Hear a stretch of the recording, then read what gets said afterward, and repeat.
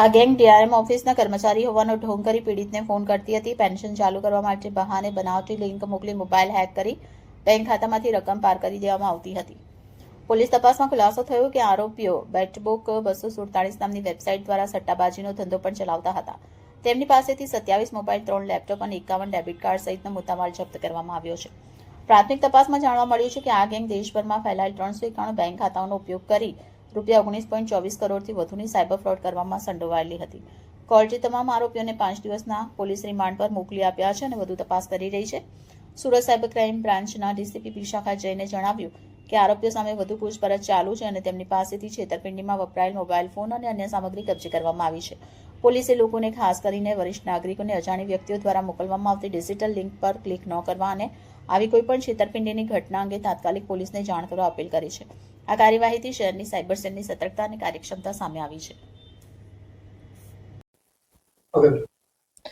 ગયા વર્ષમાં 30 નવેમ્બરના રોજ એક રેલવેના કર્મચારી નિવૃત્ત થયા હતા અને નિવૃત્ત થયા બાદ એમને પ્રોવિડન્ટ ફંડનું 28 લાખ જેટલા પૈસા એમને અકાઉન્ટમાં આવ્યા. એમાંથી 20 લાખ રૂપિયાની એફડી કરાવ્યા પછી 8 લાખ રૂપિયા એમને પોતાના ખર્ચ માટે સેવિંગ બેંક અકાઉન્ટમાં સાઈડમાં રાખેલા હતા અને ત્યારે એમને એક કોલ આવ્યું અને સામેથી એમ કહેવામાં આવ્યું કે અમે લોકો ડિવિઝનલ રિજનલ રેલવે મેનેજરની ઓફિસથી બોલી રહ્યા છીએ અને તમને એક ઓટીપી આવશે અને તે ઓટીપી તમને આપશો તો પછી તમારું પેન્શન એક્ટિવેટ થઈ જશે.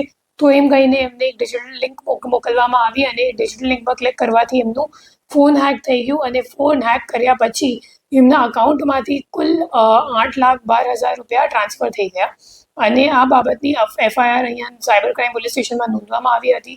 જેના તપાસ દરમિયાન ટેકનિકલ વર્કઆઉટ કરીને ખબર પડી કે જે મુખ્ય આરોપી છે પ્રિયાંશુ એ રેવાનું છે અને જે 8,12,000 રૂપિયા હતા એમાંથી 3,17,000 જેટલા રૂપિયા ઉત્તર પ્રદેશ ગ્રામીણ બેંકમાં જે રીવાવાડી બ્રાન્ચથી હતી એમાં ટ્રાન્સફર થયા હતા.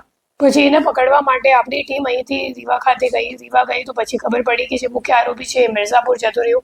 પછી આ ઓપરેશન લાંબુ ખેંચાઈ ગયું અને અઠવાડિયા સુધી આ ઓપરેશન ચાલ્યું, જેમાં મુખ્ય આરોપીને મિર્ઝાપુરથી ઝડપી પાડીને પૂછપરછ કરવામાં આવી અને પૂછપરછ દરમિયાન આ મામલો સામે આવ્યો કે રીવામાં એક ભાડાના મકાનથી એક આખી સાયબર ક્રાઇમની મોટી રેકેટ ચાલી રહી છે.